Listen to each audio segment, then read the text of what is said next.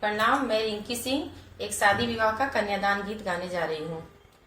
पापा बड़े घरवा देली कन्यादाना, मर्यादा कैसे रही हाई जत कैसे रही ना हो। चाचा बड़े घरवा देली कन्यादाना, मर्यादा कैसे रही हाई जत कैसे रही ना हो।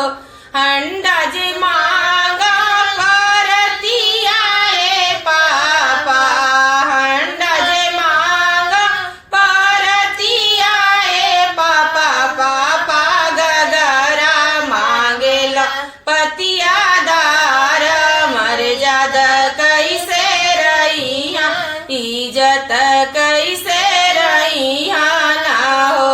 चाचा गगरा मांगेला चुनीदार, मर्यादा कैसे रही इज्जत कैसे रही ना हो। हंडा जे देबो परतिया ए बेटी, हंडा जे देबो परतिया ए बेटी, बेटी गगरा जे देबो चुनीदार, मर्यादा रही जई इज्जत रही जई ना हो।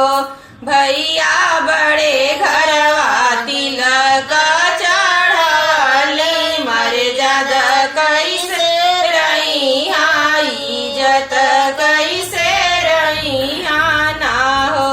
चाचा बड़े घरवा सदिया रचवली, मर्यादा कैसे रही इज्जत कैसे रही ना हो। सिकड़ी जे मांगा अंगूठिया ए चाचा, सिकड़ी जे मांगा अंगूठिया ए चाचा, चाचा हरवा मांगेला पतिया दार, इज्जत कैसे रही मर्यादा कैसे रही ना हो।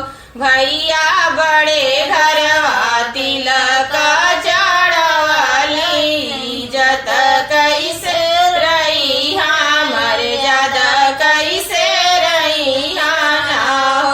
गैया जे मांगा भैंसिया हो भैया, गैया जे मांगा भैंसिया हो भैया, भैया गैया के मांगा चरावा, मर्यादा कैसे रही इज्जत कैसे रही ना हो। गैया जे देबो भैंसिया ए बहिनी, गैया जे देबो भैंसिया ए बहिनी, बहिनी हम बनी जइबो चरावा, इज्जत रही जई मर्यादा रही जई ना।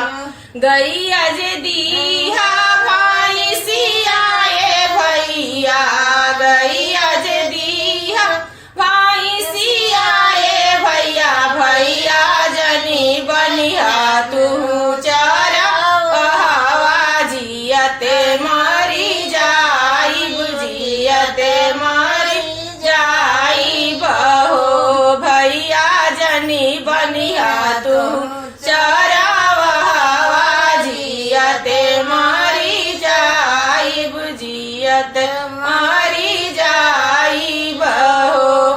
प्लीज आप मेरे चैनल को लाइक और सब्सक्राइब करिए।